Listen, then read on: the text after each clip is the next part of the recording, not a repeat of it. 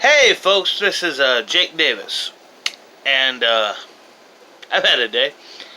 Me and my wife, after weeks and weeks and weeks and weeks of planning, for a C-section, for safety purposes,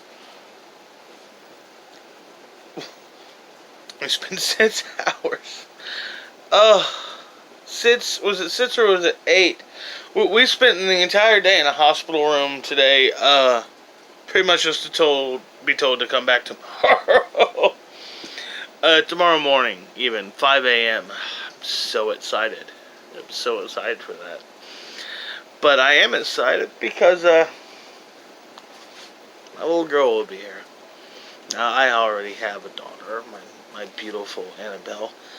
But I'm so excited to be a father of two little girls. And when Scarlett gets here, I'm just gonna try not to make any jealous. Anyhow, that's why I'm doing sequels. Because because I got a kid. Got my second kid coming tomorrow. It's supposed to be here today. So I'm doing my best top sequels, and, I had lots of time in waiting rooms and other waiting rooms and waiting to look up on my phone and do research for this list. So I'm doing my top 5 list for my favorite sequels in movie history. A little bit of priming here.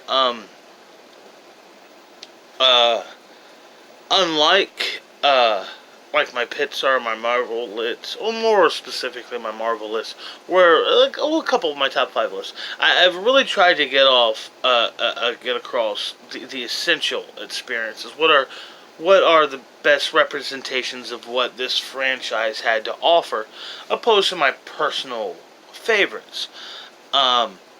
Other things I've done straightforward personal favorites, and that's what this is going to be. These are my personal favorite sequels in movie history, and after doing so many hours of research and so much time and taking so many notes, it was all today, but it was a lot of hours of research. Anyhow, I was even kind of surprised about some of these. First off, the comic book movie emissions. There's one comic book movie on this list. I'm telling you right now, it's not The Dark Knight. It's not Spider-Man 2. It's not X-Men United. And it's not Batman Returns. Which, maybe wouldn't have made y'all's final cut for great sequels, but damn sure was high on mine. And another thing, just real quick, X-Men United. Everybody either always calls that film X-Men 2 or X-Men United, and neither of those are that film's title. That's a great film. It's a great movie. But the title of that movie is X2. It's shameful, and it cannot be ignored, and it should not be forgiven. Anyhow, self-priming. Alcohol makes me happy. Number 5. Aliens. Real quick before, damn it, just one more real quick thing. I gotta point out that one of my rules for this list was that every sequel had to be either an improvement or an expansion on an already good movie. So I like all of the previous films, and maybe I'll probably tell you. Anyhow, going on. Aliens, 1986, James Cameron. Great movie. Great movie.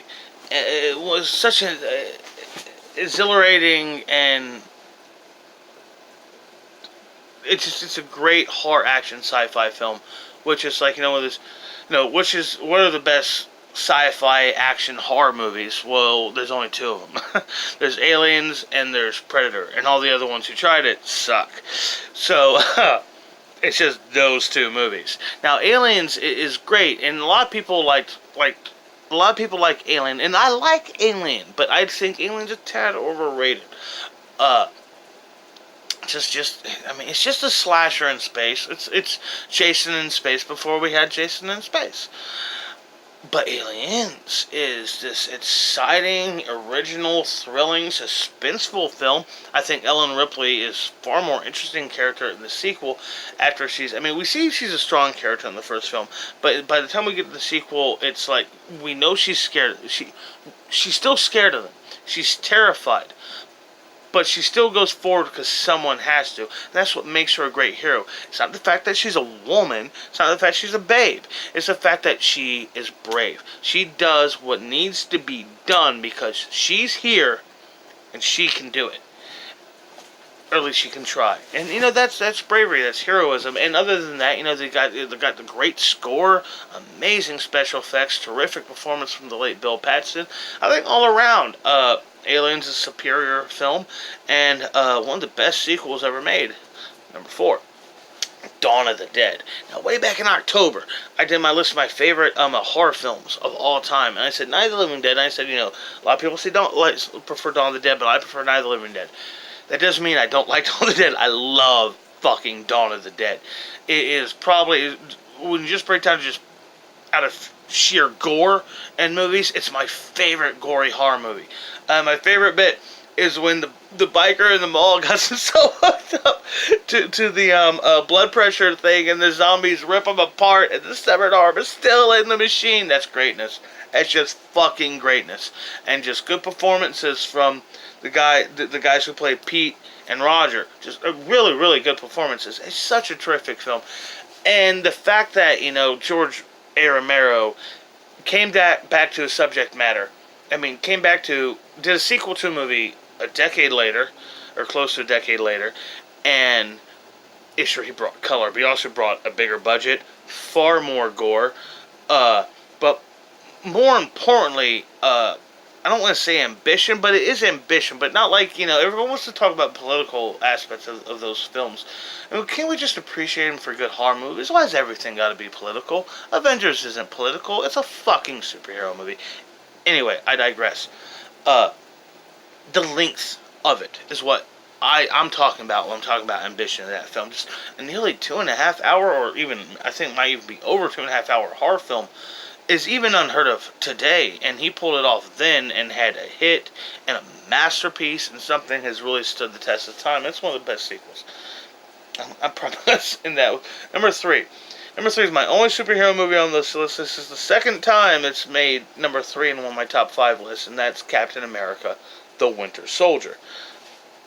Now, when I talked about it in my MCU list, I was talking about it's the essential MCU movies you see to just get the greatest grasp on what these movies have to offer.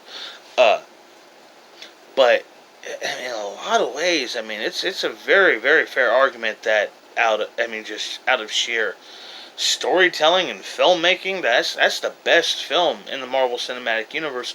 And 10 years from now, I mean, I won't be a bit surprised if it's considered the best superhero movie of all time by general audiences.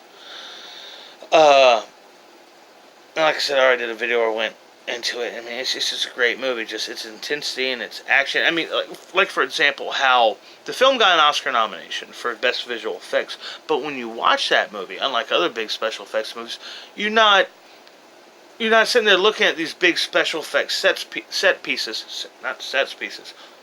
Whoa, you're not seeing that in a Disney movie. But anyhow, these big set pieces, and you're not like thinking about these big special effects you're looking at because you're caught up in the intensity and the suspense of the story. And yeah, that was really great, the fact they got nominated for visual effects, because even though obviously it has all these big expensive special effects, the effects aren't there to distract from the story in any way. Not like that usually happens in the MCU anyways, but it's hard to watch a movie like Thor or Guardians of the Galaxy and not notice, yep, that CGI space there, outer space, Marvel space, Oh boy, I'm losing this one. Alright, number 2. The Empire Strikes Back. Now, I said Friday, I did a video, talking about rundown of all the Star Wars films, called it Past, Present, Future. It was a soapbox. Even though that video was over 20 minutes long, I still didn't get to say everything I really wanted to say about Star Wars, because it's Star Wars. Much like, The Dark Knight. I'm going to have to do... if I ever do live streams, that's going to have to be one of my subjects. Just me having a conversation with somebody talking about The Dark Knight or talking about Star Wars. Just talking about the whole thing, because, even though I'm not, seeped in the lore, it's a great series. It's got some amazing movies in there. And, with Empire, after I did that video Friday, I saw it the next day. I watched The Empire Strikes Back, the next day, and, wow, it's just such a good movie. It's the blueprint on how to make an exciting action franchise sequel. I mean, first we divide our heroes so we can have multiple storylines. Then we put them on the go. And then we just load up the action scenes. I mean, just every scene is action and excitement and danger, but the story is moving forward through the action and excitement and danger. That's what an action movie should be. And The Empire Strikes Back, not an Empire, but The Empire Strikes Back is a great example of a really good action movie.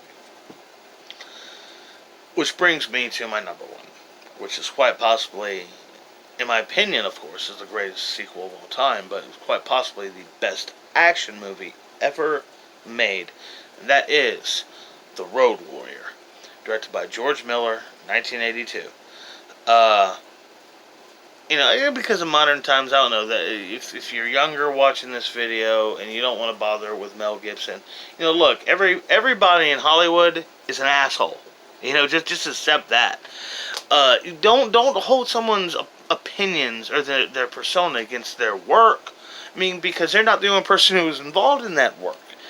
And The Road Warrior is maybe the best, if not the best, probably the best action movie ever made. And the story is this: post-apocalyptic. Fuck, man, this close to getting just really pornographic in this video, apparently. Talking about post-apocalyptic and, and set settings. What the hell is wrong with me? Anyhow, Jesus. The post-apocalyptic world. And these are the good guys, those are the bad guys, and they're fighting over fucking gas. And it's great. It's just great. Mel Gibson is amazing as Mad Max, and I always remember this movie as having much, much less dialogue as is when I go back and watch. Every time I revisit the film, it's like, yeah, they talk a lot more than I remember in this movie. I just remember blowing shit up and shooting fikers. What the fuck? I can't talk this video, man. I'm gonna have to wrap it up. The Road Warrior is the greatest sequel in movie history and an incomparable action movie. It is the ultimate action film ever. Other good sequels. Toy Story 2 is a great movie. From Russia with Love really kind of helped build the franchise. Everybody likes Terminator 2 more than I do. I like Terminator 2, but I just think the original was better. And Under Siege 2, Dark Territory. If you've never seen it, it's a movie just sitting there waiting to entertain you and make you happy. So give it a shot. Anyhow, I'm Jake Davis. Hope y'all enjoyed this video. Wish me luck tomorrow, because there should be a little girl right here. I'll catch you on the fly.